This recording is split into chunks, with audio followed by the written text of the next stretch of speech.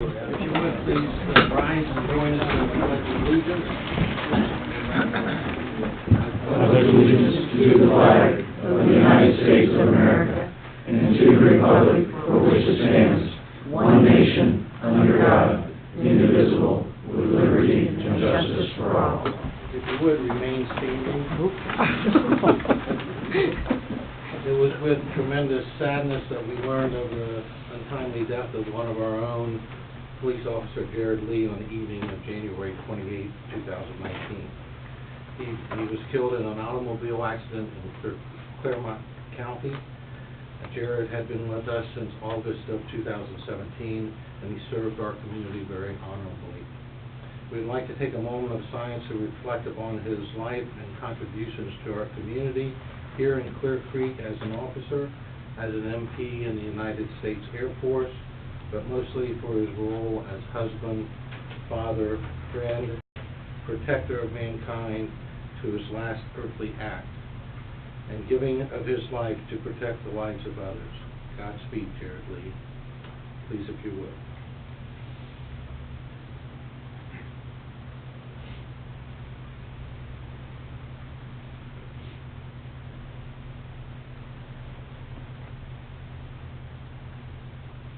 Thank you very much.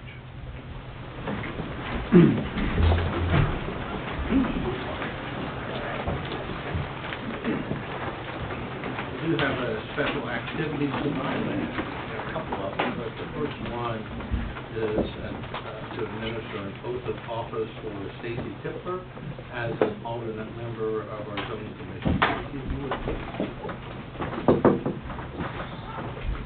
If you would, raise your right hand. I state your name. I, Stacy Tipler, Do solemnly swear I will support the Constitution of the United States do solemnly swear I will support the Constitution of the United States and the Constitution of the State of Ohio, and the Constitution of the State of Ohio, and that I will faithfully discharge the duties and I will faithfully discharge the duties required as an alternate member required as an alternate member of the Zoning Commission of Clear Creek Township, of the Zoning Commission of the Trustee Township, to which office I have been appointed to which office I have been appointed, according to law and the best of my ability. according to the law and the best of my ability. Thank you for doing this. Thank you.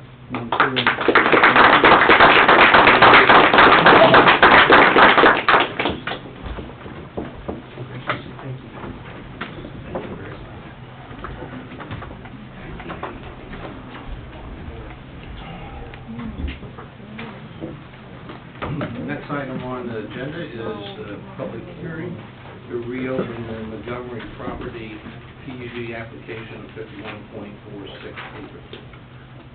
Resolution 5145 is a resolution to approve, modify, deny the Stage 1 PUD application of overland development for parcel number 0811-100-067, account number 06607-0278, from suburban residential SR1 zone to residential plan unit development RPUD. Jeffrey, would you like to start? All right, I've seen most of these individuals before, but you guys see this, ultimately, or this is the third time we're looking at the request, the second time with the trustees, one time with the zoning commission. This is the most current map, which takes the designation of the 100 lots down to 85 lots.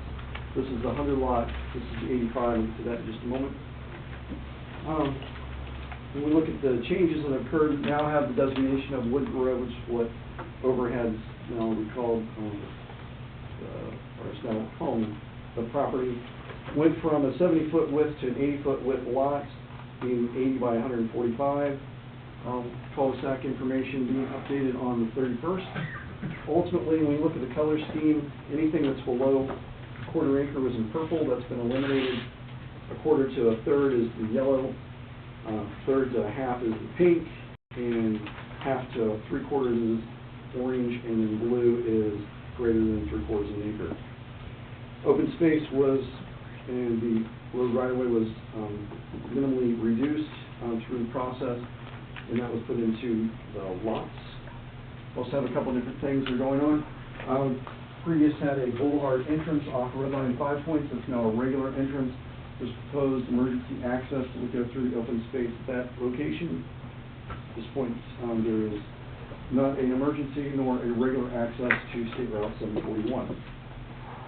When we look at the net density calculations, the gross density for the site is 1.65, which was recommended by the zoning commission, and it went down to 2.79 net density because of the increase in acreage. Just for approval this evening, there are several sections of the trustee resolution that was submitted by the zoning commission. Sir. I'm going to interrupt for a second. I didn't ask for a motion to recess the regular meeting. We probably should go back and do that. Yeah. Just for Just formality. for formality. Sorry. So moved. Second. Second. Mr. Gabbard? Yay. Mr. Metersmall? Yay. Mr. Wayne? Yay. Thank you. Sorry to interrupt. No, so technology and process, it's all good, all good.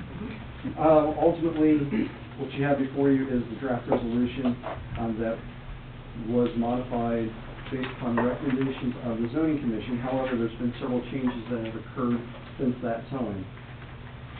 Ultimately, section 3.3, 6.1, 6.4, and 6.5 will need to be modified if it will be approved tonight. I'll be in that further detail. Okay. Does the board have any questions for Jeffrey at this time? Any, over development, if you would, state your name for the record as to have it passed. Good evening, Greg Smith, over development, 3445 Newmark Avenue, Miamisburg, Ohio. We don't really have much new to present today. We're happy to share our 85-lot concept plan with you as recommended and requested at the last meeting. We do have a emergency access shown on that plan. That profile was forwarded on to the township and shared with what the base of that profile would be. The average lot size did get significantly bigger. Our product would be the same, and it's 15 fewer of them. So we still prefer to go forward with PUD. It does allow for the open space preservation in the northeast corner, and I think our concepts are very similar as was proposed last time we were there. Okay. Board have any questions for the gentleman from Ogler Development? Can you estimate the distance between the emergency access that you're proposing here and the actual entrance to the neighborhood? Yes, sir. Give me 2 seconds to do it in my head. The lots are 80 foot wide and about 800 feet, give or take. Very good. And we did have the line of sight checked as emergency access, and it is sufficient as well. And you say we checked that for you. The engineer's office, CTE. Thank you. Any questions for him at this time? Okay. We did receive a number of emails as trustees and administration, a number of emails from many of you out there. And most of them asked to be read into the minutes, and I'm not going to do that. They're going to become part of the official record. They're all over there on the board right now. They all are opposed to the rezone. So they all say very similar, the same thing. So I don't see any need to really do that. If you would like to take a minute to go read them, or if anybody wants to do that, you're more than welcome to do that. But I don't see the need to take this, your time or the board's time to read the many negatives that are there. And very good points. Very well presented, nicely done. That being said, they will become part of the record. Anybody have any questions about that process, Counselor? You're good with that? Absolutely. As will the petition that we received. Yes, as the petition we received also. Okay. We had testimony at the last public hearing, and certainly if those people want to say something new, that would be great. If they're going to repeat the same thing, I would prefer you not to do that. It is public record. If we have anyone new that would like to add something in the public hearing process, I'd certainly like you to come. And the process is you'll come to the podium, state your name and address, because we are recording this, and you're more than welcome to do that. So is there anyone that would like to come up and, yes, ma'am?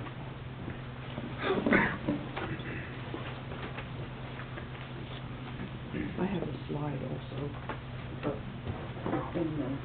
My name is Dr. Susie Rao. I live at, my family and I live at 5911 Red Lion, 5 Points, Springboro, Ohio.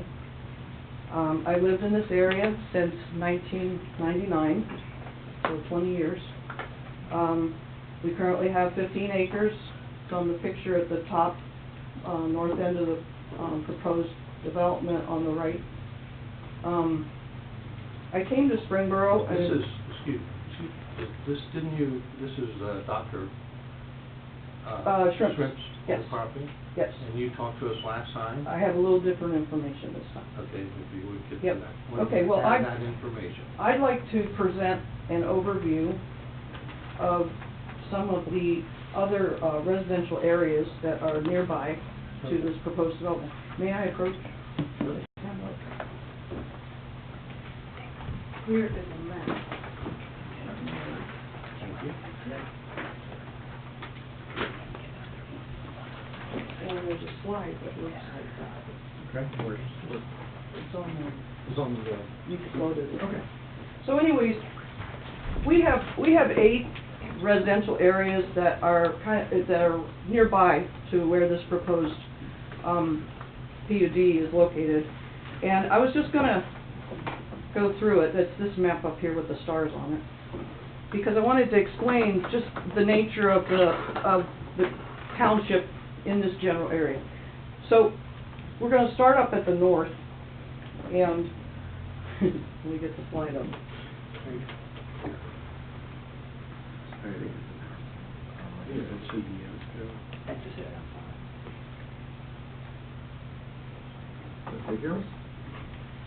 Okay. Well, the left are the neighborhoods we're going to talk about. The right is basically the picture of our township. You can see going right up the middle of 741. You can see Springboro Road to the right, Red Lion 5 Points. The yellow block is the proposed PUD. At the very top, there's 3 stars, and the first 2 are Hunter's Crossing and Clear Creek Reserve. They're pretty much next to each other. Hunter's Crossing is being developed by Ellis Custom Homes. There are some homes already there under construction. It's next door to Clear Creek, and it's zoned for 1+ acres.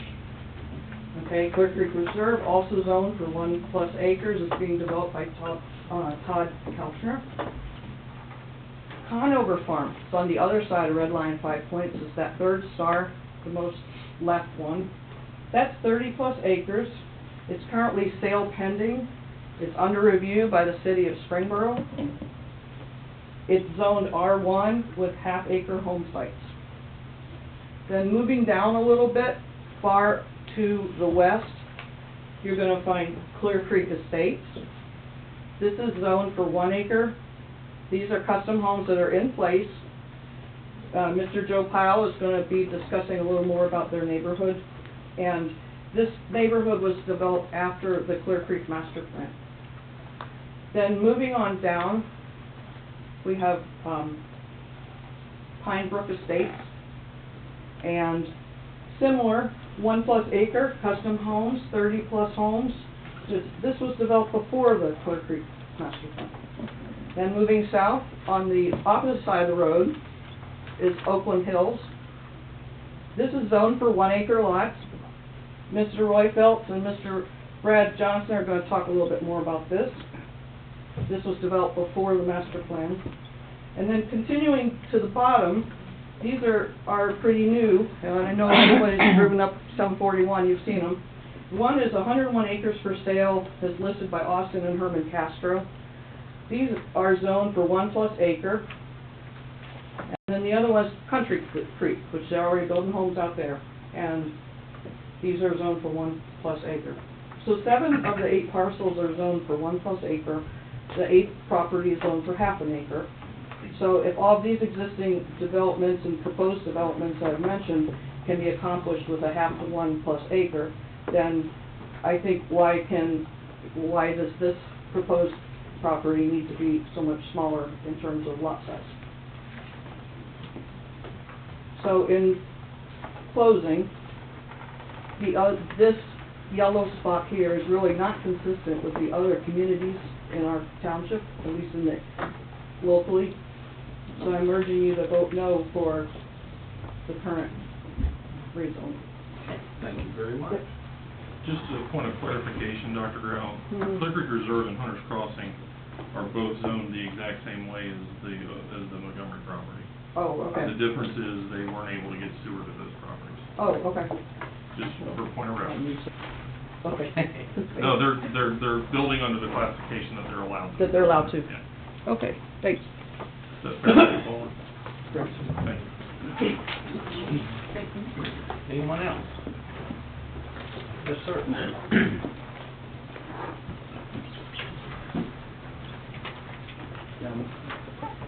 My name is Roy Phelps.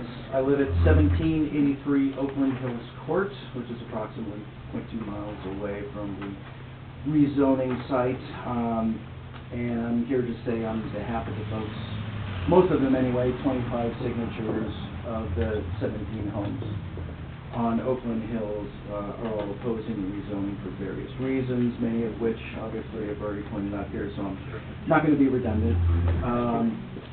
The one thing from my letter that I just want, the general gist would be that if the rezoning does go through, in fact, it would potentially set a pretty dangerous precedent to rezone other properties of likeness, and then all of a sudden HUDs are showing up left and right, because if you're granting that to Ober, then what would stop you, and why would you have a reason to stop another developer or Ober from doing the same thing? So once that first domino drops, then obviously others could follow. But what I just wanted to say is, when we were all meeting as a group a couple of different times, it just appeared to me that I hope that we don't come off as a group of individuals of large property owners only, or folks with very large homes, because that's not the case. Clear Creek is not just made up of that. It's made up of a lot of different people, but the shared tendency here is to have the spread out nature of what Clear Creek is today. Take, for instance, and something that's not on here is Ryan Road. You're all familiar with Ryan Road? Okay. 31 properties, ranging anywhere from 1,000, not even 1,000 square feet, to almost 2,000. The average home there is 1,488 square feet. It's not a huge home. However, the property size is, 4 of those properties are half acres, and the other 27 are all 2/3 of an acre. So the matter isn't how large everyone's homes are. What matters is really the shared desire to spread out in Clear Creek. That's what we're all about here. So I don't know, 3,000 square foot home on a 1/3 acre next to another 3,000 square foot. Could be smaller, could be whatever, but we're talking 1/3 acres, and there's a huge difference between 1/3 and 1/2. And to me, there's nothing wrong with passing a cup of coffee to your neighbor. However, it's not for everyone.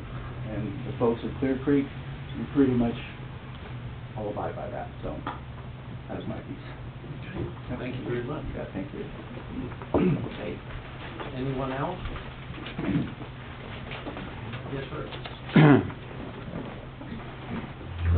My name is Joe Klein, live at 2182 Estates Court in Clear Creek Estates. And I thank you for the opportunity to express my opposition to the rezoning. And just a little bit of background, I moved to Clear Creek Township, having lived in Liberty Township. And we moved from Liberty Township to escape the traffic jams and the urban sprawl that defines Liberty Township today. We came out here, before we moved to Clear Creek, had the opportunity to review the master plan, relied on the master plan, decided that that was the community I wanted to live in. We moved to First Oakland Hills Court, and we have an autistic son who needs more room to run. So we chose to buy 2 lots in Clear Creek Estate. Since that time, we've added another 6 acres. It's our intention to create a homestead farm on the 8.5 acres. I would also call to your attention that State Route 741 is a key artery in this community. And how you develop with the PUD or how you develop this property is going to set the tone for the rest of the development along that corridor. You should keep that in mind. I don't think you should change or deviate from a master plan to accommodate one developer or one project. I think it's important to keep the overall plan in place, and I hope you can do that. Very good, thank you. Appreciate your comments. Okay, anyone else? Should be able to give us the clicker. Thanks. David Henry, 5987 North State Route 741. Thank you. Good evening. Good.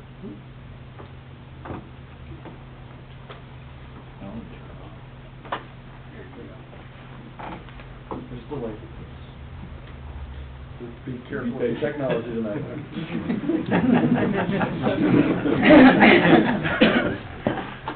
All right, David Henry, 97 North State Route 741, 30 years from Springboro, 20, adjacent to the property for 20 years. I want to talk to one of the master plan that we're very familiar with. A couple pieces on here. Page 4, top right-hand corner. Most noted, rural character. That's what we're all about, Clear Creek Township. Again, noted again on page 32, goals and objectives, retention of appearance and feel of rural character, Clear Creek Township. Title of this slide, Montgomery deer. It's taken just Sunday. Came from the Montgomery property. Those are actually mine here.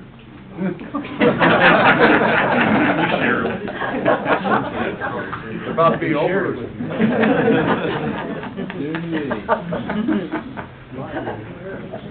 Deer was on my property. I see we all like the deer, so let's just try to keep them around. Page 45 of the master plan also noted here, it's recommended to keep the minimum lot size in the R1 district, maintain current levels. You guys are very familiar with that. Stand by. An overview, we got 21 adjacent properties to the proposed PUD. They all support the master plan. A little quick evaluation, minimum 1 acre lot, average 4.8, maximum 14.5. Group of us, the petition that you received, wanted to point out the locations of everybody. Notice the dark green on this map. Pretty good group of us got together, talked about this. I just wanted to give you guys a visual. It's not just a bunch of names and addresses. There's proximity and the feel. So, thanks guys for your time. Thank you. Thank you. Want to know all those and getting the info. Thank you. Yes, sir. Come on up here.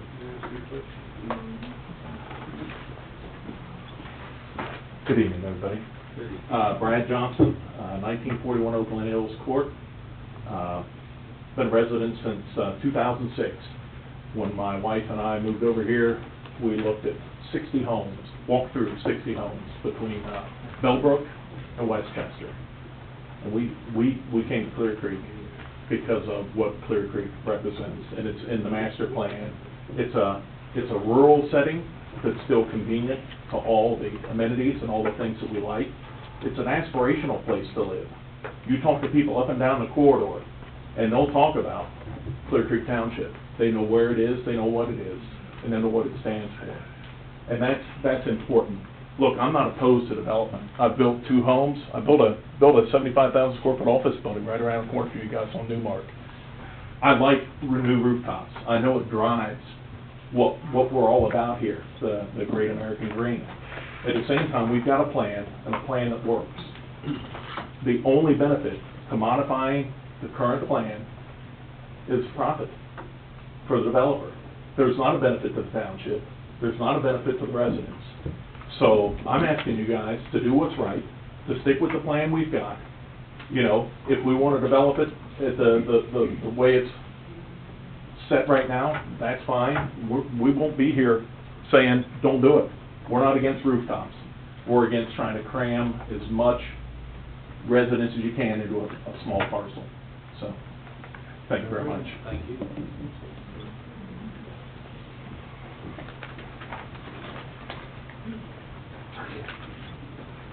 Good evening, gentlemen. Hope I don't repeat some of the things some of the other people have said. My name is Dana Gross. I live at 5757 North State Route 741. Give me just a few minutes here. Okay. I grew up on a small farm in Sugar Creek Township. A little bit of background for me. After graduating college, I bought my first home in Sugar Creek Township. That was in 1989. It was a 2.5-acre home on Lydale Road. I quickly followed home here and immersed myself in various civic organizations, become a part of this community. At least I felt like I was a part of this community. The community that I've served as a pharmacist for 25 years. I actually met my wife at a township function, gathering in the woods. Some of you may think you've been there. In 2006, my family and I moved to our current location in Clear Creek Township. When we made the life decision, and it was a life decision, to invest our savings on 10 acres just a mile or so from where we were currently living, we did so by carefully looking at what the future may hold for the properties nearby. It's not something we entered into lightly. It was obvious to us at that time that the land across the road would someday be developed. We know that's going to be developed. We were satisfied that any of our property, including the Montgomery property, would always be zoned at a minimum half-acre lots. It was the 2005 master plan that had been written just a year before we moved to our current location that made us comfortable that the township would retain the appearance and feel of rural character of the land surrounding our new home. To us, the master plan was more like a contract with the residents on how we could expect the township to progress. I speak to you tonight as a 30-year Clear Creek Township resident that opposes the rezoning request in front of you tonight. For most of us, and he took some of my thunder because we haven't spoken, but I'm using some of the same words the previous speaker just used. For most of us, Clear Creek Township is an aspirational place to live. There is a certain rural quality of life that one gets when they choose to make Clear Creek Township their home. Not everyone's reasons are the same when they choose township life, but when talking recently with neighbors, the one reason that always comes up is the open rural feel of our properties. Folks move to the township to get away from the small cookie-cutter lot neighborhoods. In reference to a comment that was made at one of the last meetings, our family spends much more time than just playing video games inside. We build barns, we raise a variety of animals and crops. My wife and I currently raise chickens and honeybees, along with various field crops in our property, and we too recently just added 2 more acres for hay production. This is home for us. Collectively, our township families maintain woods for walking, hunting, and firewood. We dig ponds for fishing or watering our animals. Others simply just want to live more than 10 feet from the neighbor's back patio. They want to be away from 85 new porch lights. They want to distance themselves from 85 lawnmowers roaring on a Saturday morning. We plant large gardens and we share those with our neighbors. With our large rural character lot sizes, we create our own green spaces, not just roadside berms and boulevards. And these are just some of the responses that I received when I spoke to the neighbors that are near or join this property in question. What we oppose tonight is not the selling of this property. In fact, I'd like to take this time to say that I support the Montgomery selling this property. They've been a good neighbor to many of us, and it's been very good stewards of that property over the years. But what we do oppose is the rezoning of this property into even smaller lot sizes. In 3 public hearings so far in this request, there's not been one resident to speak in favor of this PUD rezoning request. Not one. 100% of the properties on 741 between the high school and Red Line 5 points sit on a minimum 5 acres. On Red Line 5 points between the farms at Heatherwood going south past the proposed rezoning request, there are only 5 lots that are smaller than 5 acres. And of those, they are 1+ acres, which is still 4 times larger than what this request could allow. With that in mind, I would like to hand you, if I can, some petitions from the residents of 741 and Red Line 5 points. Ms. Wade. Okay.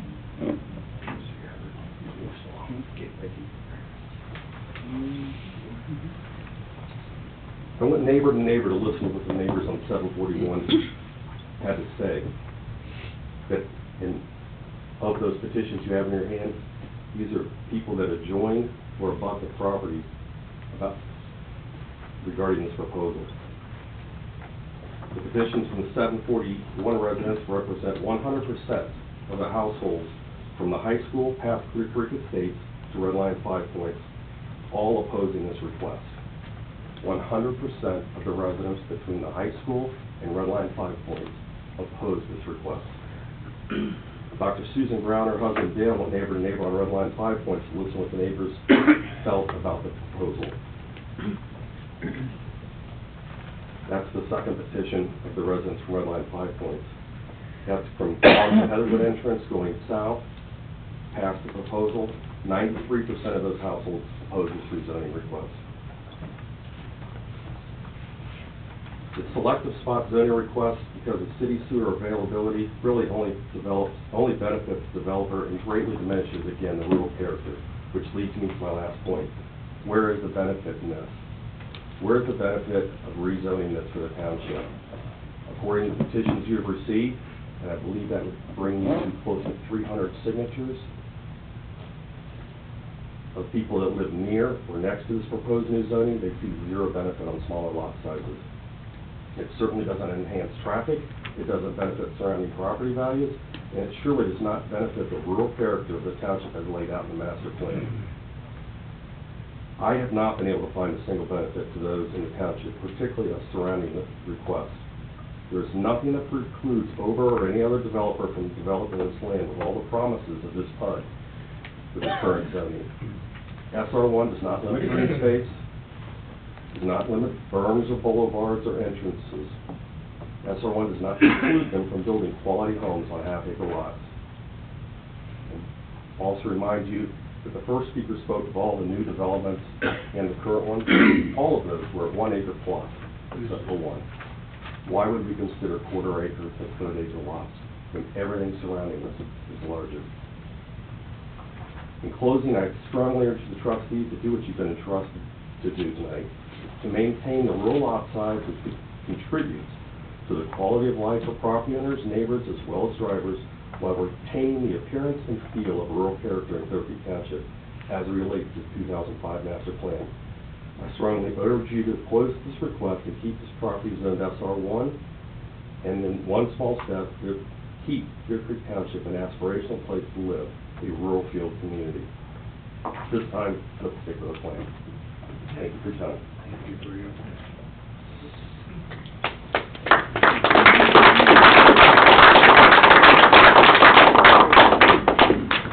Yes, sir.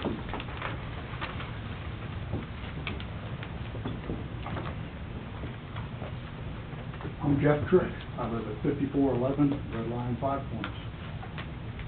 I'm in favor of this proposed plan, and I now know what it feels like to walk into a lion's den. I don't know if I should face them or... Keep moving. Our house is the house at the corner of the intersection of Red Line 5 Points and State Route 741. Debbie and I lived there. We've been there for 40 years. Debbie is a Montgomery. She's lived her 62 years on the farm. Her brother Ron lives next door. His whole life, 68 years, he's been on the farm. They are the 6th generation on this farm. At one time, the farm encompassed all of the neighbors across the road down Red Line 5 Points, and most of the farms was part of the Knoll establishment, which became Montgomery. When we lost Bob and Melvina Montgomery in early of 16, Debbie and Ron's parents, we had no idea at the time that the farm could not financially support itself. 40 acres of the farm is contracted out, has been for years, and that income barely covers taxes and insurance, as most people have found with a small farm. It does not cover all the other and sundries and repairs and tractors and all of that other stuff. So we came to the conclusion that we had to sell the farm whether we liked it or not. And some of the things I'd just like to set the record straight, this has not been driven by greed. Yes, we stand to make a good bit of money selling this farm. It's not why we decided to sell. We decided to sell because we can't afford to keep it. So one way or another, we're going to sell this property. Took a lot of emotion to get to that point. One of the things we considered early on, we got a lot of good advice and a lot of bad advice. Some were telling us we should sell this farm and we should sell it to a developer that's going to put condos and apartments on there because it's going to make us the most money, the highest density. We had no idea if that was realistic or not, but we understood the idea that it would make us the most profit. We didn't like that. None of us did. None of the 4 owners liked that. George Ober stepped up, made us an offer. Didn't know George Ober. We researched the company, good standing, they got a great reputation. They've done a lot of work in this area, surrounding areas in the past and current. And their corporate offices are only 6 miles from the farm. We like the fact that they're local. So we got into, should we do that? Should we do something different? What if this didn't work? Well, one of the things we could definitely do, we could turn this back into an animal farm. There's a lot of money in pigs. We could turn this into a pig farm tomorrow with no zoning requirements, no changes, no anything. We wouldn't like that, and I'm sure the neighbors wouldn't like that, but we could make that happen. We'd have to do something to keep the farm in order to make it solvent. We don't want to do that. So the Obers put together a plan. Large, high dollar, beautiful homes on reasonable sized lots. We like the plan. We like the fact that they're not cookie cutter homes. These are homes with lots of brick, lots of stone. They look really nice. Lots of different optional floor plans. We like the fact that there's going to be landscaping on both road frontages with mounding and trees. The aesthetics would help. We love the fact that if this zoning change takes place, there's going to be 13 or 14 acres of green space that otherwise wouldn't have to exist. We thought that was a good thing. Some of the things we looked at too is they proposed curbs, gutters, and sidewalks. Well, there's some high dollar, upscale neighborhoods around us that don't even have sidewalks. Apparently they don't think enough of their constituents to have safety things like that. This development includes that. We thought that was important for young families. One of the misconceptions that came up too is there was talk about the wetland on the farm. And just to set the record straight, the Army Corps of Engineers designates wetlands. And apparently we're thinking over exuberant Corps interns in many years past went down the road and picked out anything they saw that looked like it had water in it one time. There's about a ½ an acre designated in the northeast corner of this property as a designated Army Corps of Engineer wetland. It is a drainage ditch. It is dry 99% of the time unless there's a rain event. That ditch is anywhere from 2 to 4 feet across, maybe a foot, 1.5 feet deep. There is no standing water in it. There is no marshland that's been suggested. There are no ducks and there are no frogs in this area. It is a dry drainage ditch unless there's a rain event.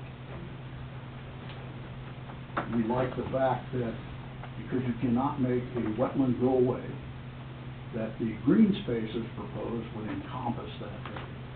We thought that made sense. The project, we also like the fact that stormwater would be controlled as runoff on this property, that 75% of the 51 acres would be covered with storm sewers.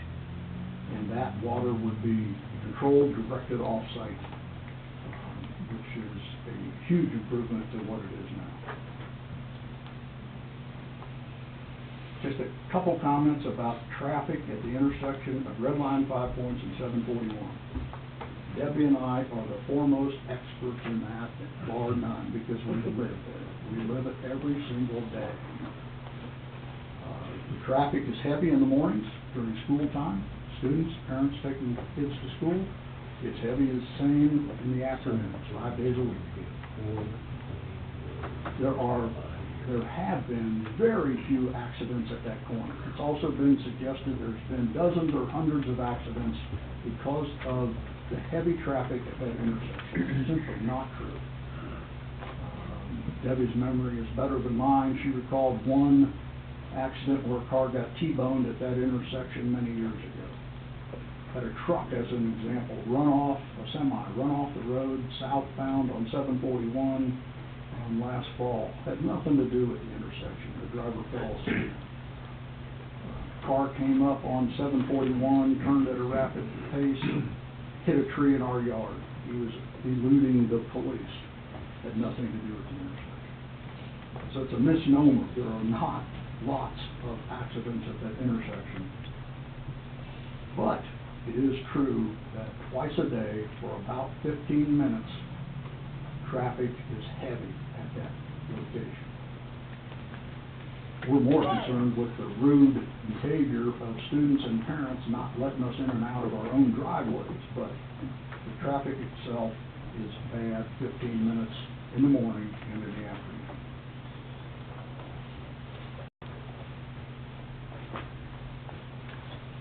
Just to kind of summarize, we're going to sell the farm. We can't keep it. Selfishly, we're not willing to dig into our own retirement income to supplement the farm to keep it. We're going to sell the farm. We like the plan that George Ober has proposed. We think it makes sense. We think it's attractive. We think it's in some ways upscale against many of the neighborhoods around us. Traffic at our intersection has been for many years and will continue to be bad for 30 minutes a day. We are in favor of this plan. Thank you.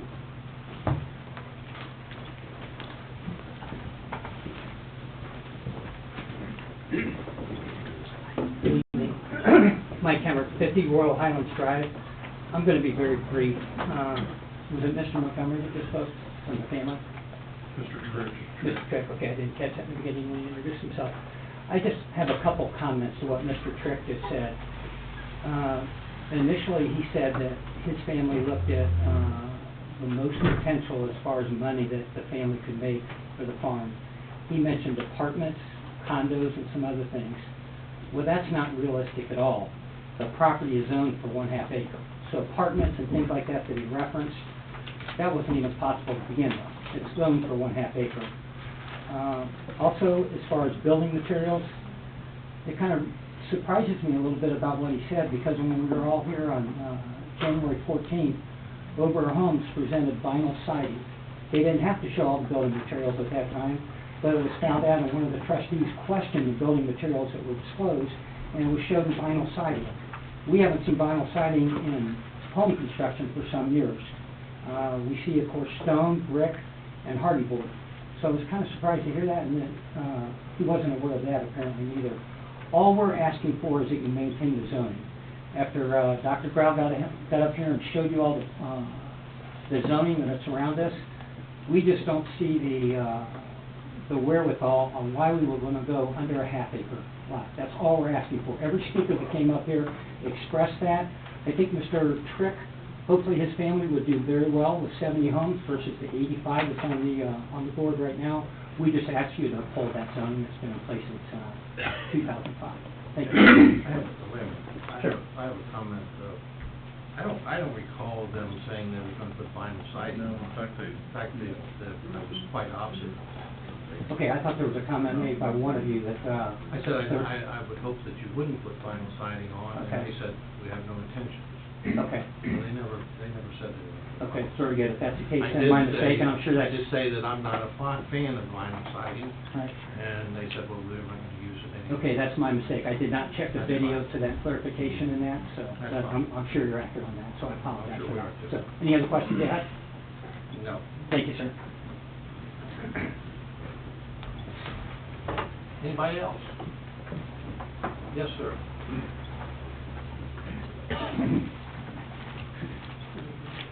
My name's Ed Stout.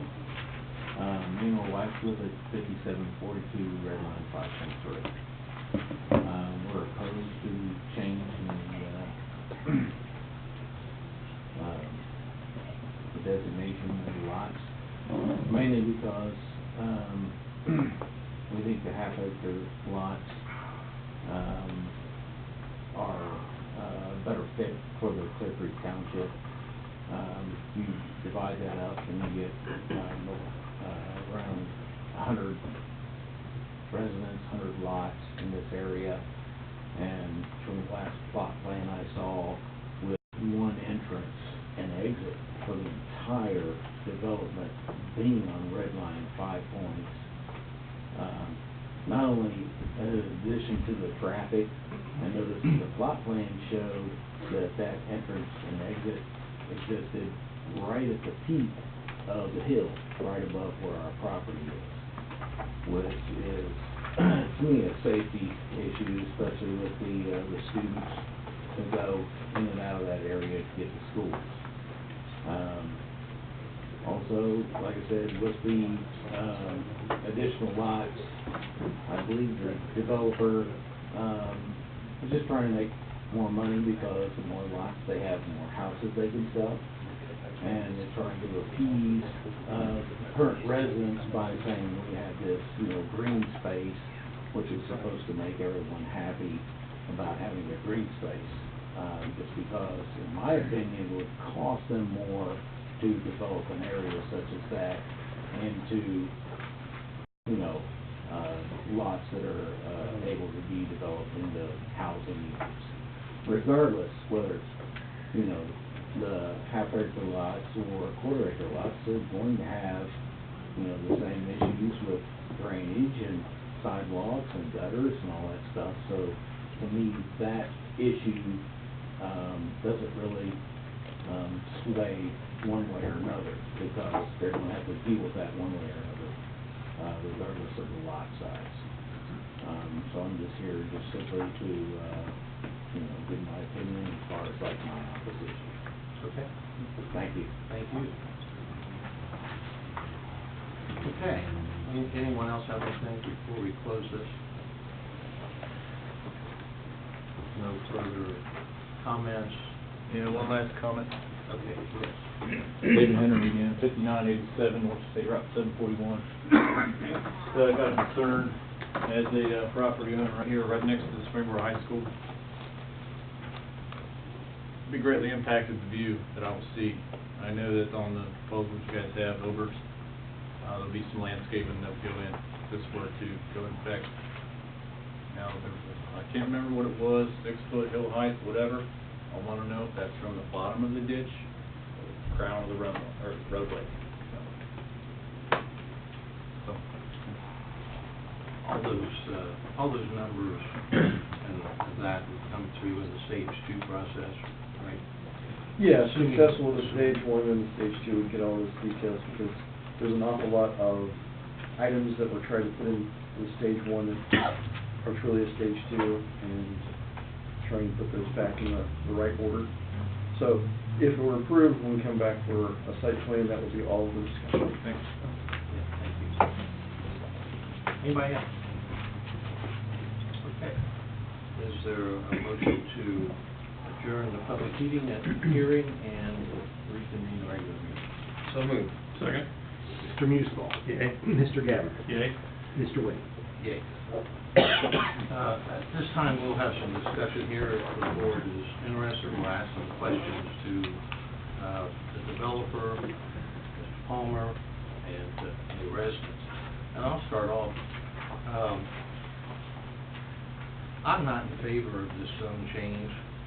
I think that the rhetoric that's been going on. I agree with most all of what's been said. The transition from the city into the township, you know, when we did the master plan back in '05, right? '05? Yeah, it became official in It became official in '05. There was a reason that we did that, and it didn't go without some thought. So that transition, I think, is not a bad thing. I also think that the developer, very good developers, has done very nice projects in Clear Creek Township, and has some going on right now, and they're outstanding. They do a nice job. So I'm not concerned about them. However, I don't see a need to increase the number of lots there. Never have. I appreciate everybody's testimony, but having heard all of it, I still believe we can get along with the current zoning and have a nice development there if they're inclined to do that.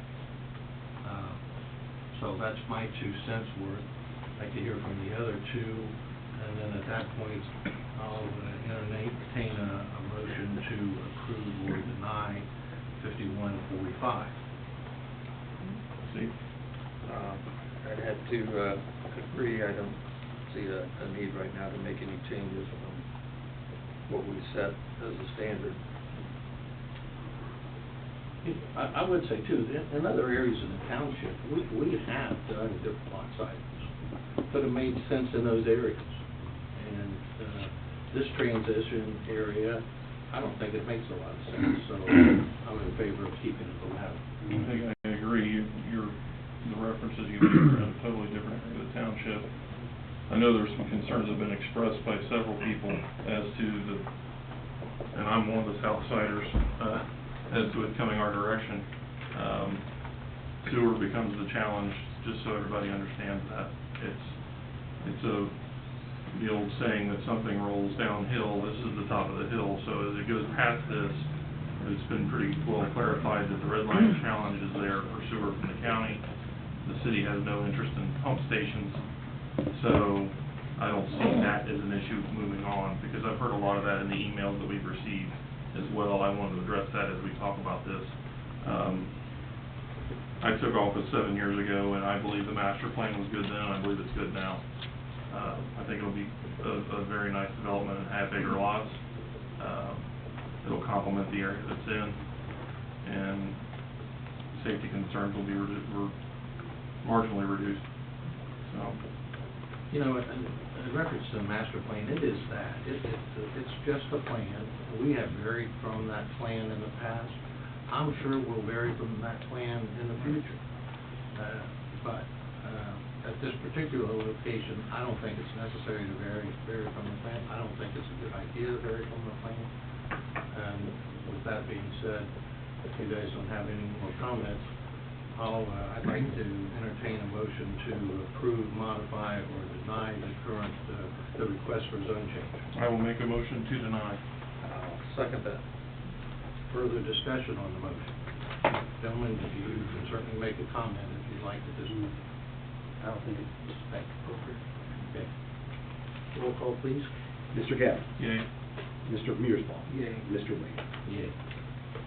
That closes this portion of the discussion. The next step is to get with Mr. Palmer if they want to see the development under the current zoning and start the process again. Yeah, I mean, ultimately, the property will sit in referendum for 30 days.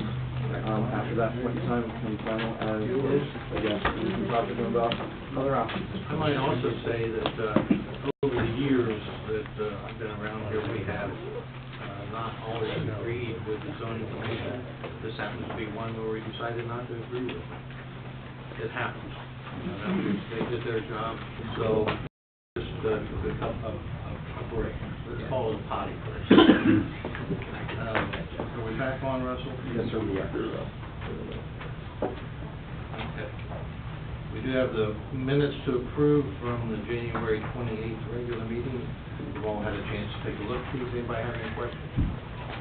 Is there a motion to approve the minutes of January 28th? So moved. Second. Mr. Mearsclaw? Yay. Mr. Gabbard? Yay. Mr. Wade? Yay. And then we have the fiscal officer's report, Russell. I have nothing to report today, sir. All I have is the bills for your consideration. Okay, we have had a chance to take a look at the current bills. Does anybody have any questions about the current bills? Hearing none, is there a motion to pay the bills? So moved. Second. Mr. Gabbard. Yay. Mr. Mearsfall. Yay. Mr. Wade. Yay. We do have a public comment section now. Anybody have any comments they want to make? Okay, moving on to new business, we have Administration Resolution 5151, a resolution authorizing Township Administrator to enter into a terminus boundary and recreational agreement with the City of Springfield. Anything particular you want to point out about that? At the behest of the majority of the board, we bring this in front of the board tonight after considerable deliberation, conversation, both between myself and the board members as well as with the City of Springfield. Okay. If you have questions of me, I'm glad to assist in the conversation. We'll have some conversation, I'm sure. Anybody have any comments about 5151? I do. Okay. I think this is an item that needs thorough discussion, and I want to understand exactly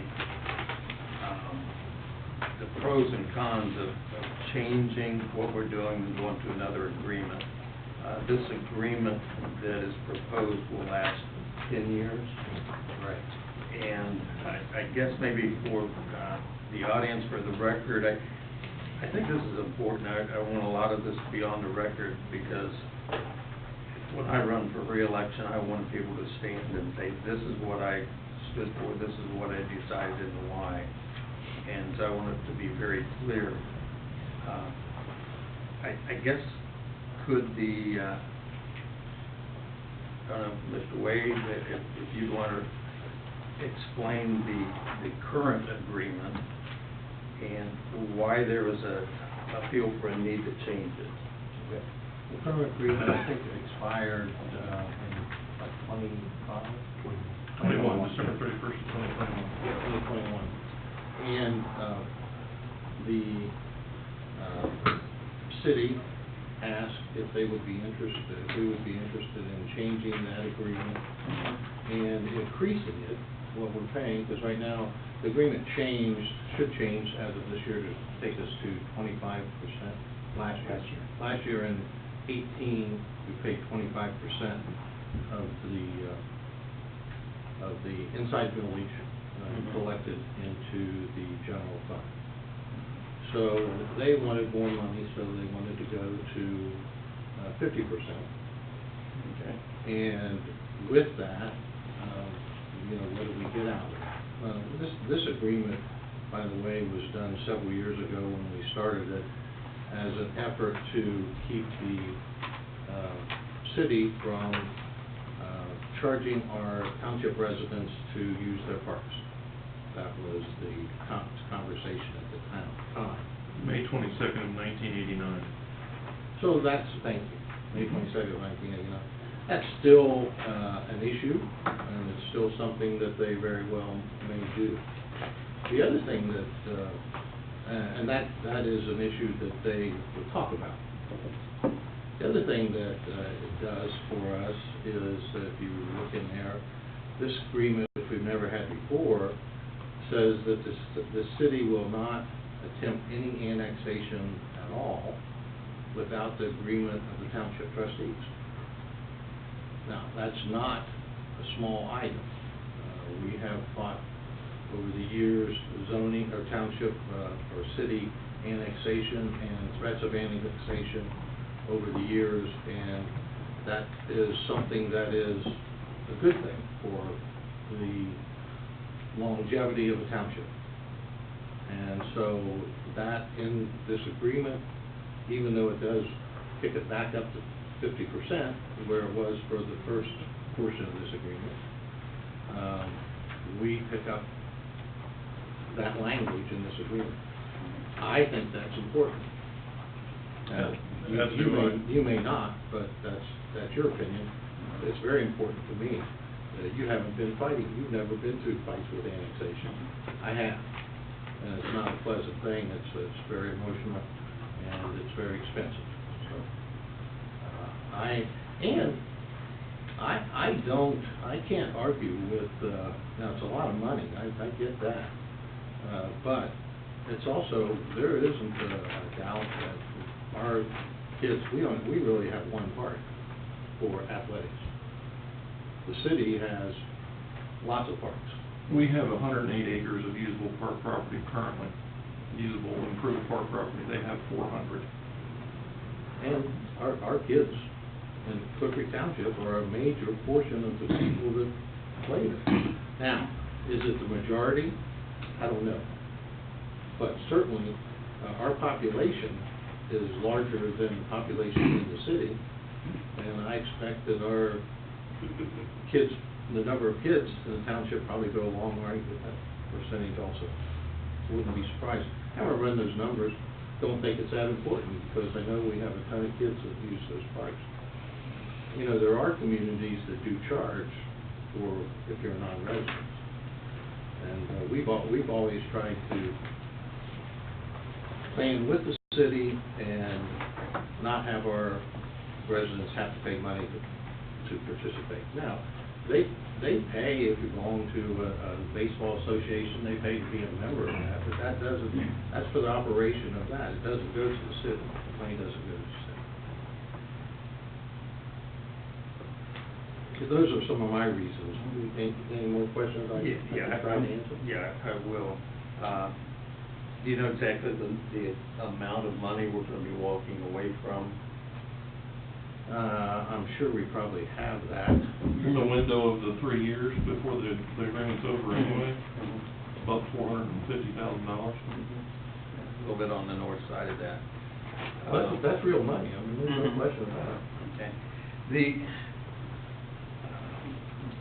I've got problems with this in that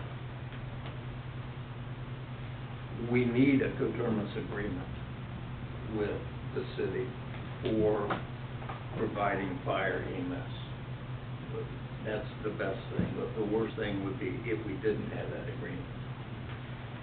But it needs... Oh, let me interrupt you for a minute for those out there. The coterminous agreement also says that the city will not develop their own township and split our fire department up.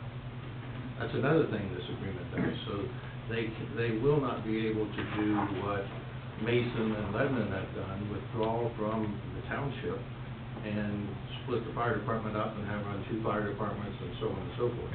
So this agreement does that for us also, which I think, personal opinion, is also very important. Well, I think that's a bigger, more important thing to them, because for them to start a fire department would be tens of millions of dollars, not counting the headache, tens of millions. Well, do you realize that when we do that, they take the percentage of property and equipment? I mean, we don't get to keep all the equipment. They get theirs too. Right, Isn't that correct, Steve? And from what you know? That's my understanding. When I was in Mason Deerfield and they split, that was a pretty contentious fight over that. The thing that I feel is my major concern is, you know, we're saying we're going to be splitting 50-50 or 25-75, and, you know, if we are, and I was surprised that we would be considering this because we've got 3 years left on an agreement that, you know, we had planned. You know, what was the thinking originally when you negotiated the prior agreement to shift from 50-50 to 75-25? Was there something? If I'm not mistaken, at that time it was the library, wasn't it? Once the library was paid off, I'm trying to remember back, then we had the opportunity to reduce that. I think that's what it was. And I'd like to make it clear, this is inside millage that we're talking about, so this is dollars coming to us from inside the city. Of course, You know, inside millage, as years and years ago, we received, like, literally, 10% of the percentage amount that we do today. And we were able to get, myself and some other township people and some city managers were able to put together a committee, work with the auditor and people from the state of Ohio, and change our percentage that we got for townships in Warren County. There are very few townships in counties throughout Ohio that get the percentage that we did. And that was from some cooperation with some city managers and the county auditor at the time. And we were able to, I don't know if you probably weren't around then, were you? It's been a while ago. I'm thinking it's probably been, 20-some years.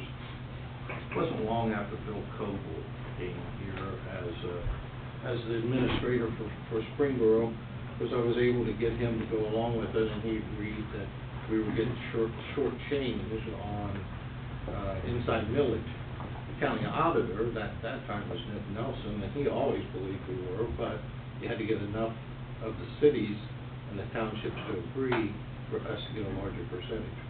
Since I'm only Just a little 25 years history. old, I assure you I wasn't.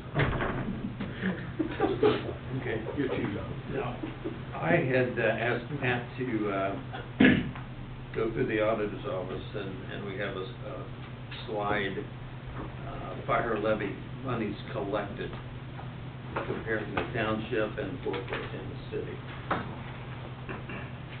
And for the last 4 years, we have increased the money that we, I don't know if we need to have copies of that slide up there. The money that is split on this inside millage, we're providing 58% of that money to their 48%.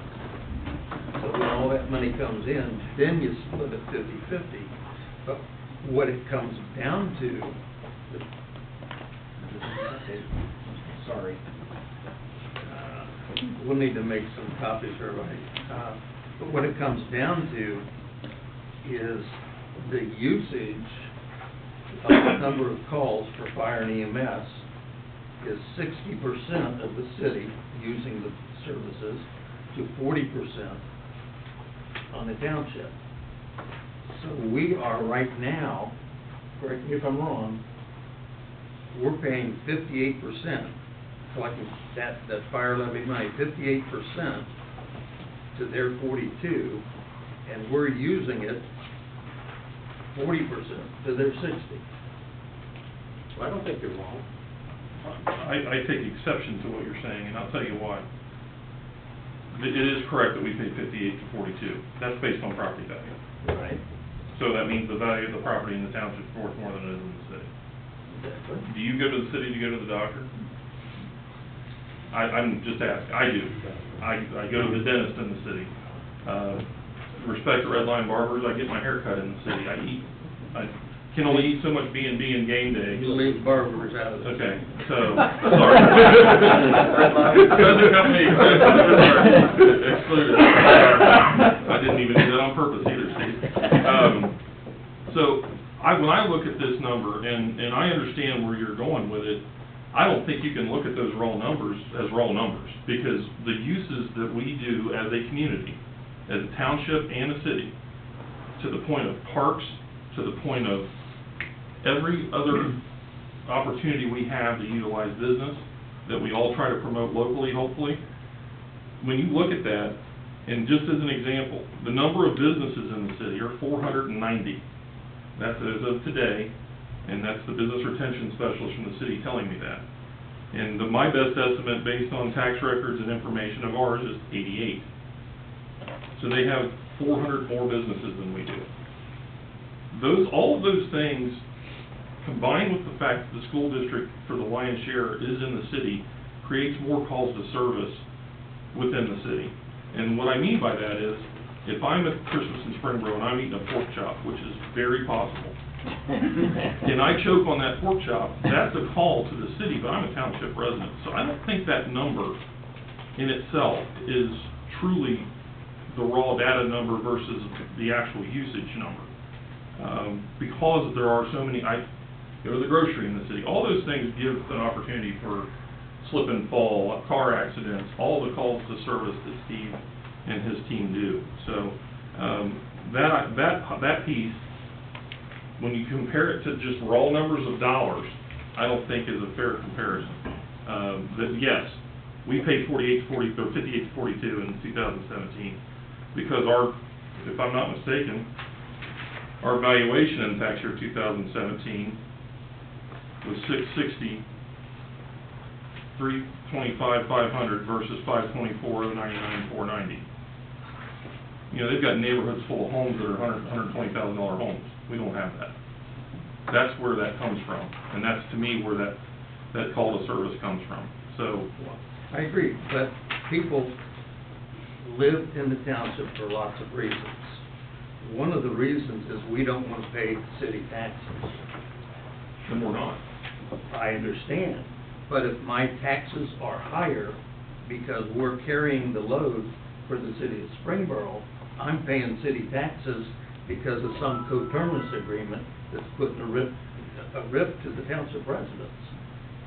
If there's a whole lot of dominoes that will happen with this.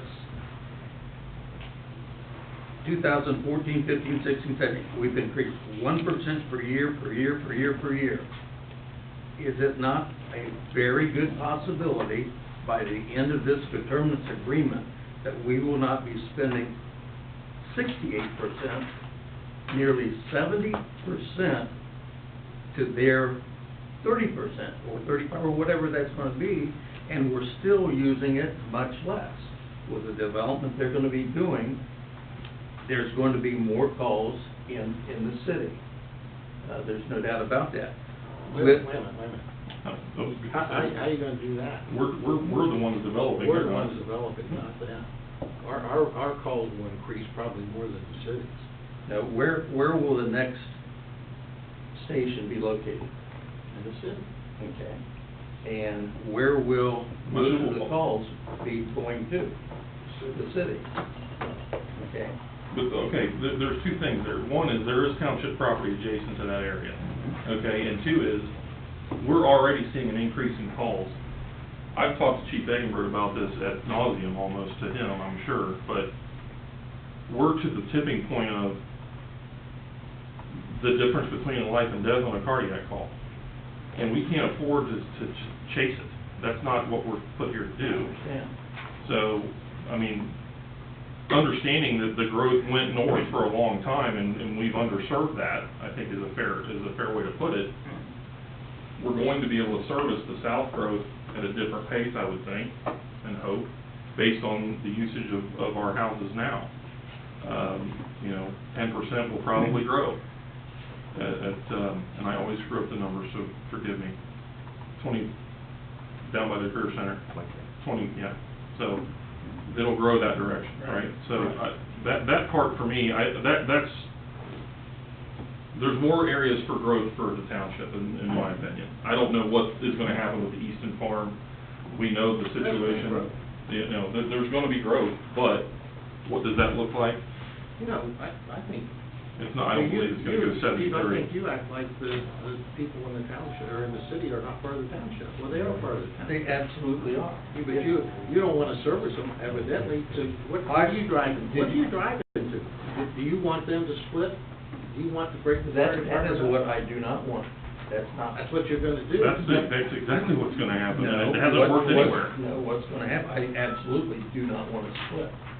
Then prove it by me. Well, we haven't gotten to the point. I see your numbers. Well, and I agree with your numbers. And you're right. We very well could be paying 68%. Right. And the runs could keep going up the same way they're going up. Mm-hmm. Those are residents of the township that we are responsible to serve them. Absolutely. And if it takes more money to serve them than it does out here, everybody's paying the taxes now. Okay, township residents, okay, we're paying a little bit more, maybe, but we're still don't have to pay for our kids to go play on their sports team, which will offset this much money. It comes back to, we have an increased load to keep that part. You know, there will be. It is an increased load. It is. They have the services that we're never gonna offer. You're not in favor of building more parks in Clear Creek Township. Very clear. I mean, you don't want more parks. They happen to have parks that we can use. I'm in favor of our residents using those parks, and you're not gonna vote to develop any more parks. So, but where are our kids gonna go play if they're not gonna go play in there? Well, it comes back to what the residents want, okay, and what the trust is. And if you, in my opinion, your opinion, my opinion. No, absolutely. If you go through the township, city or otherwise, but if you go to the people that live outside the city limits and they say, do you want more taxes? So we can continue an agreement with the city of Springboro. I don't think they're going to want to do that. I don't want to, you know, they're not going to want to pay more money. No, we're not asking them to do that at this time. However, I mean, if you're sitting here saying if we don't increase this coterminous agreement, then we're never gonna have to pass another fire levy, is that what you're saying? No, absolutely not. Because I hope not, because that'd be the dumbest damn thing that came out of your mouth. We're gonna have a fire levy in 2000 or 2001. Right. Regardless of what we do with this. This is not gonna affect that fire levy. I know. It won't affect the fact that we need one. It will maybe affect the amount of that levy because of what the increased costs are gonna be for a fire station and putting that in there. That's true, but it's gonna affect the cost for a new fire station and the people who operate. It's gonna affect that levy, period. I agree. I think there needs to be a coterminous agreement. I don't think this is the right time. We are in the sweet spot of the agreement that we're now in, number one. Number two, if we wait until the end of this agreement to negotiate the next coterminous agreement, we will have a better feel for the next 10 years than we do now, what those needs are going to be, where that station's going to be located, and so on. Okay, so what who's the renewal again, 25? 21. So in 3 years, the amount of, what we can predict today will be totally, are you thinking it'll be totally wrong with what we'll be able to predict in 3 years? I think it'll be different. Yeah. But it's not gonna be that much difference. We have history. You know, you don't predict into the future by not looking back to the past and see what the history's been. Right. I mean, the runs are gonna go up. I think Unless we decide that we're not gonna serve the city. no, that's not what I want to do. But I think if we sign a coterminous agreement that is going to inhibit the next levy passing, I think we are going to very much harm the city and very much harm the residents of the township. Why do you think that signing a new coterminous agreement will harm a future levy? If it is going to walk away from $500,000, people are going to say, why are we doing that?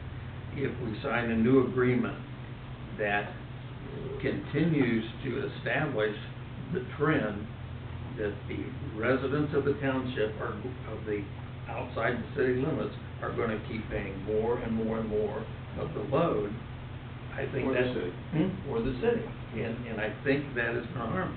You know, there has been a trust level that has been harmed in our township in past years for a lot of reasons. Like what?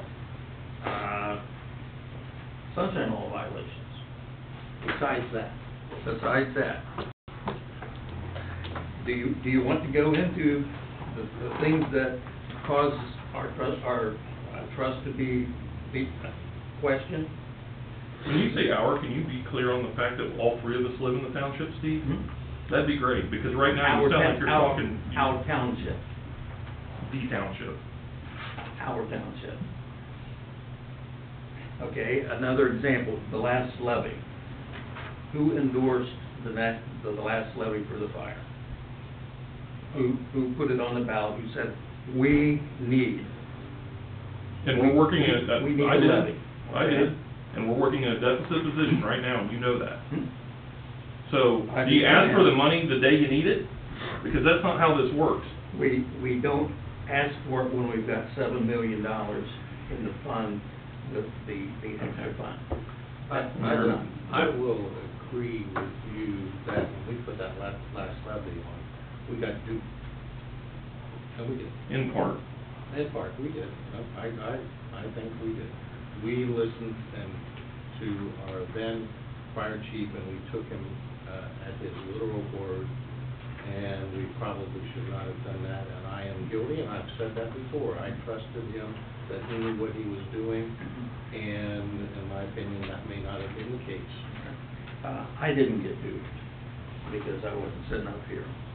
But you had a fiscal officer, you had an administrator, you had a safety director, and a fire chief that was supplying you, could supply information, and you didn't ask the other guys. You said, oh, fire chief says we need it, he's the expert, let's go. That's not true.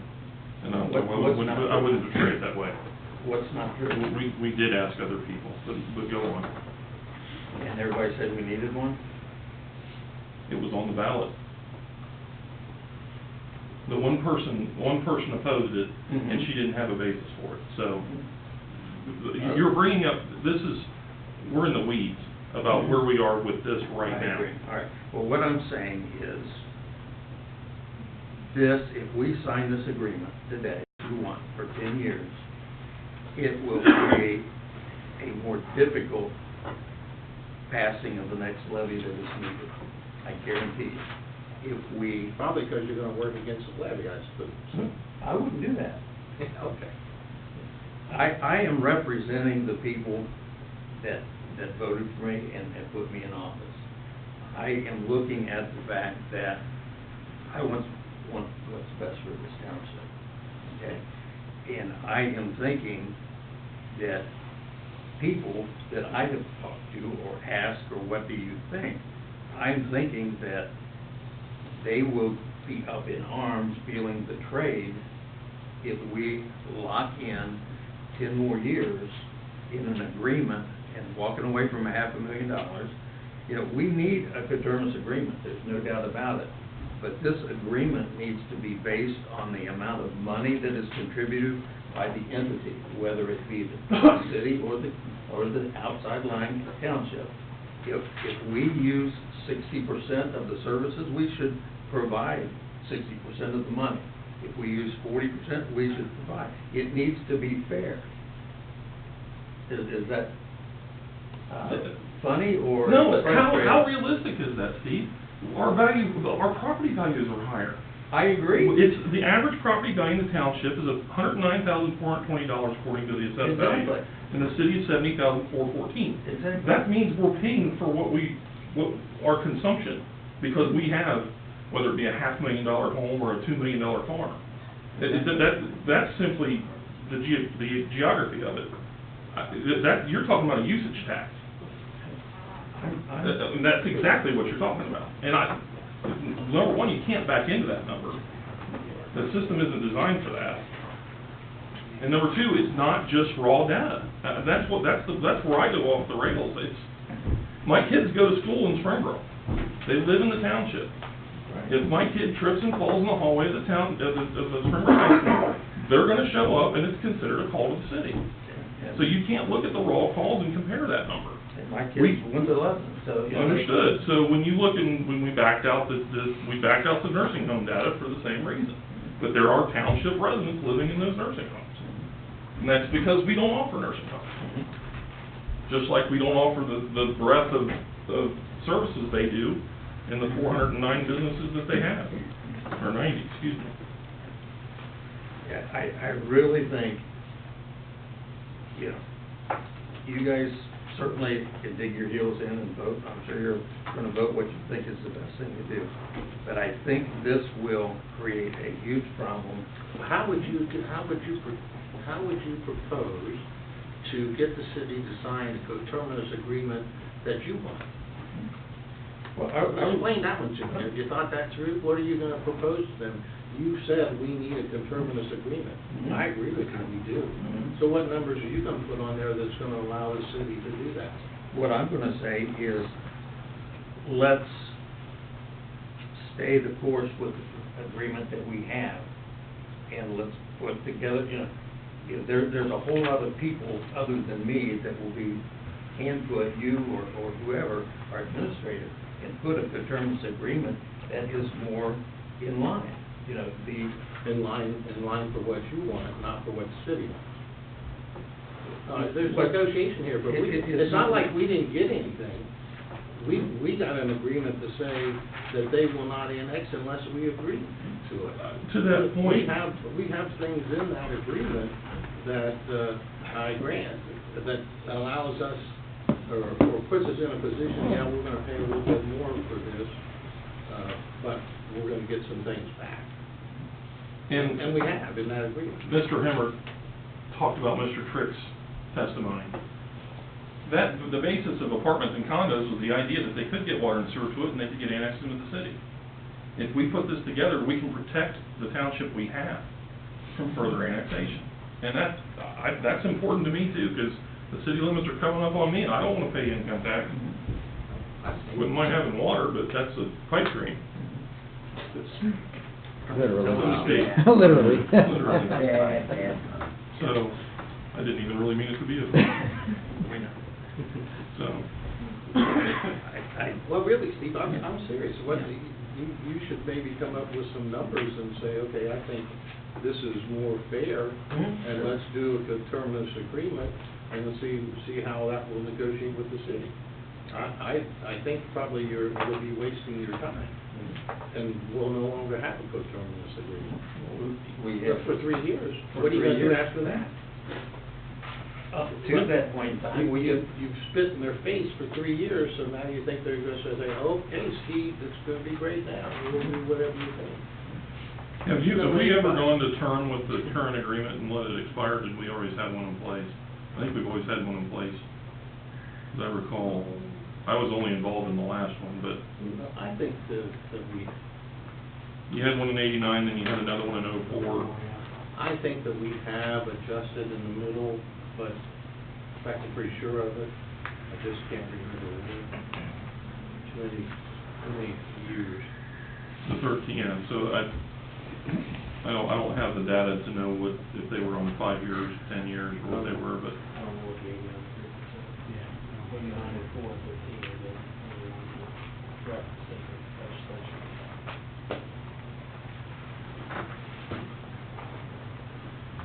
Well, Steve, if you think you can come up with something that's negotiable, that we can get passed as a coterminous agreement, by all means, put it together. I don't want it to be me. I think it should be a team working on it. If we depend on one person going with another person behind closed doors, that's another area of trust. Let's be on top in the open and say, here's what we have collectively come up with, and see if we can get an agreement. So do you want to do this work session with the city council? I would say, I would take some advice and guidance from our administrator, and, he's being paid to administer, and let's come up with something that, I don't want to throw rocks and swing the sword, I really don't. I want an agreement, but I want an agreement that will be perceived as fair. And I don't think this agreement will be perceived as fair. Well, and again, that's a fair point, Steve, but I don't think it's unfair because of other things that we're getting. Right. And you obviously do. And that's the give and take that I would rather do.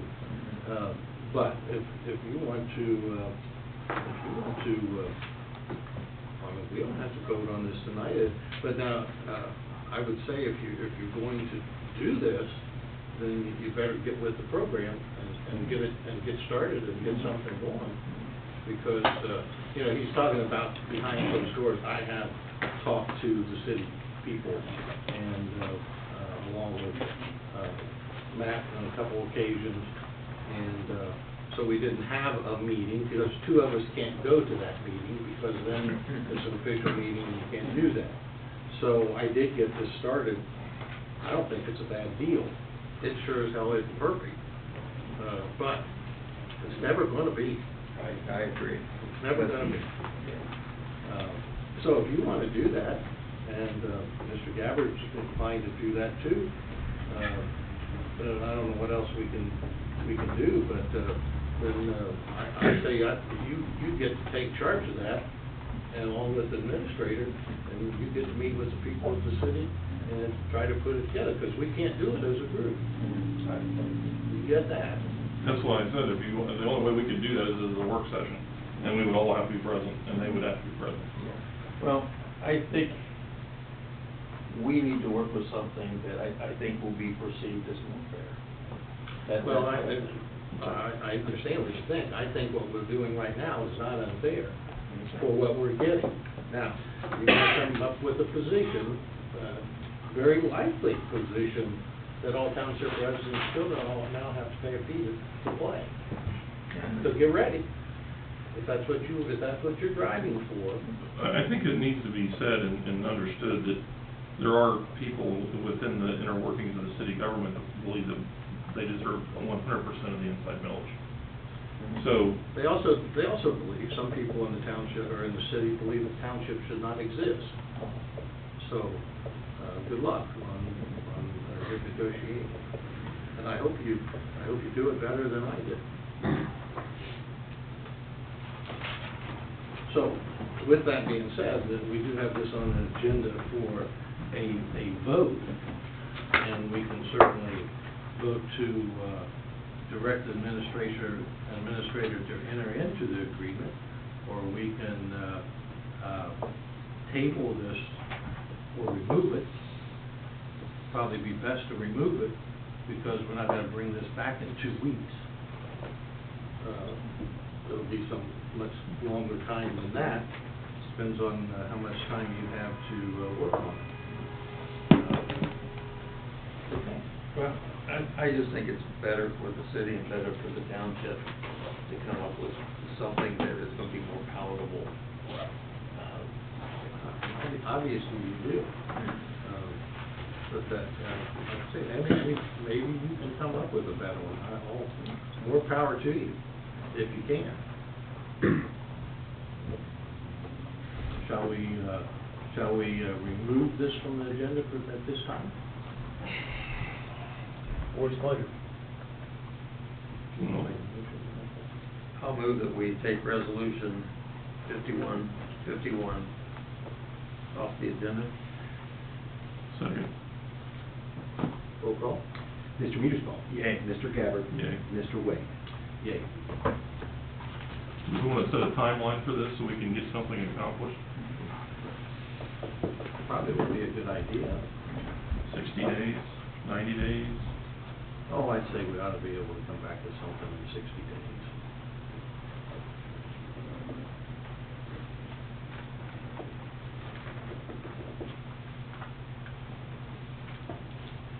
Okay. Moving on to item 2 under new business, we have a resolution authorizing the township administrator to execute a contract with Warren County Engineers Office for Warren County 2019 resurfacing project. Yeah, procedural resolution that the insurance office asks for every year, we're anticipating the possible body with repaving. We've got the budget set for 2019 with Mr. Crowell's assistance, and really Scott's working on the roster of roads as we speak, so just ask for passage so we can get your deadline.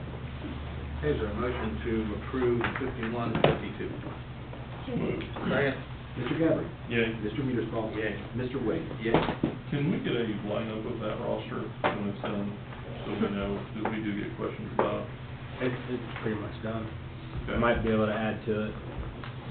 They always estimate high, so we don't go over. Right. I have it now. If you wouldn't mind emailing it to us, that'd be great. Sure will. I get questions all, quite often about that. When are you gonna do mine? Yeah, exactly.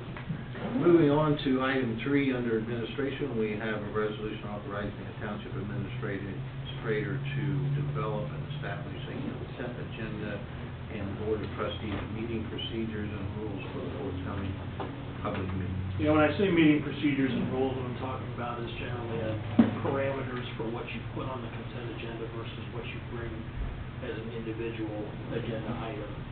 We've talked at some length about the advantages of using the consent agenda. It should expedite routine, regular business that we do with the board, things like passing minutes, things like paying bills, things like annual lawn care treatments for the park or for here, things of that nature. Other things like resolutions, if you're actually passing legislation, we will obviously call those individually. But I would ask the board's permission and consent to utilize the consent agenda going forward. Okay. Anybody have any questions about that? I think it's good. I do too. Bring us on into the 21st century. Absolutely. So motion to approve 5153. So moved. Second? Mr. Mearsfall? Yay. Mr. Gabbard? Yay. Mr. Wade? Yay. Thanks for the words, guys, appreciate that, we won't have to ask that question so many times. Whatever we can do for you, Russ, that's what we're here for. Anything else under new business? Not at this time. Okay, moving on to the fire district. We have a request to accept the resignation of his employment position by Anthony Marinelli, effective January 31st, 2019, and request payoff of qualified paid time off, less applicable deductions, taxes on February 22nd. Anything other than that, Chief? Is there a motion to accept this resignation with the items that were stipulated? So moved. Second. Mr. Gabbard? Yay. Mr. Mearsfall? Yay. Mr. Wade? Yay. And we have a request to authorize the fire district to conduct a promotional process for the position of lieutenant. Yep. Is there a motion to direct the chief to start the process to fill this lieutenant's position? So moved. Second? Mr. Mearsfall? Yay. Mr. Gabbard? Yay. Mr. Wade? Yay. And we request to renew participation in the outdoor warning sirens annual preventative maintenance inspection agreement with the city of Springwood. Cost $2,337.50, 50% as we have in the past. It's our annual agreement to our outdoor warning sirens. So motion to approve that? So moved. Mr. Second. Gabbard? Oh, I'm sorry. Second. Mr. Gabbard? Yay. Mr. Mearsfall? Yay. Yes. And fire district monthly report, Chief? Be happy to answer any questions from anybody. Anybody have any questions for Steve with his monthly report? And we have the Road and Parks Department, request to accept the bid to authorize township administrator to enter into a contract with Vickers Demolition Incorporated to raise the township-owned vacant single dwelling on the Hoffman property. Procedural question for the law director that just smacked me. Do we need a surplus for this particular building before we have it demolished? Yeah, it's probably a good idea to make a motion to do it now before, and we can do it that way. Okay. So, you want us to, what motion for it again? make a motion to surplus the single-family dwelling that's on the Hoffman Reserve property so we can raise it. The property is no longer needed for public purpose. Okay. Is there? Or that the structure, right? Correct. The structure, yeah, I apologize. The vacant single-family dwelling at 6890 North State Route 48 is no longer a necessity for the township, based on a couple things. One of it is no less than its deteriorated condition. Is there a motion that we surplus this property? And, can we do one motion? Yeah, why don't you? Surplus this property and have property raised by Vickers demolition at the $88.50 price. So moved. Second. Mr. Mearsclaw? Yay. Mr. Gabbard? Yay. Mr. Wade? Yeah. Okay. And we also have the monthly report from the road department, document inspection. Nothing, unless you have questions. Nope. One thing I'd like to let you know, if you're interested, is after our second event this year, I've been doing snow reports on every event that we have. I do a full-page report on how we strategize to attack it, how we navigate it, the overtime hours, and the weather that we fought. So it's a nice full-page report on each event we have. I will have those. If you ever want one, you can shoot me a text or an email, and I can email it to you. Good. Great. Very good. Okay, any other questions for the road department?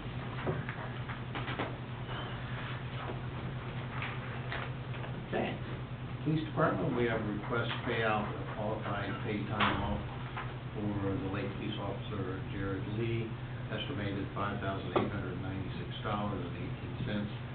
When statutory requirements for the Iowa Back Code has been satisfied. If I may step in for just a second too, Jared's widow asked if we would consider paying a month of COBRA for her for February, since Jared's death was unfortunately right at the very end of January. Give them some time to transition over to her health insurance certificate. And, I verbally represented that we would do that, but I wanted the board's consent on an actual purchase. Yeah, it's pretty tough at the end of the month to get COBRA in place, almost impossible in that short time. I'm certainly okay with it. In addition to the payout of the estate and the letters of testimony to the estate are prepared and ready. Okay, so we simply need a motion to pay her COBRA costs for the month of February. You just add that on what you have, Mr. Wade. Okay. Yeah. All right. I can do that. You got that, Russ? Yes, it is. Okay, so now we're going to pay the qualified paid time off for Officer Lee, including the COBRA expense for February. Yep. Is there a motion to that? So moved. Second? Mr. Gabbard? Yay. Mr. Mearsclaw? Yay. Mr. Wade? Yeah. Thank you. Okay, anything else from the police, or anything else from, about Officer Lee? I guess that's it.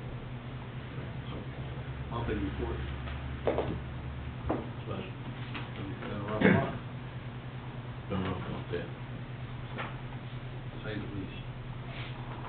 Okay. Moving on to the Planning and Zoning Department, we have a request to appoint the following individuals as representatives and alternates to the Warren County Regional Planning Commissions for the terms effective April 1st through March 31st of 2020.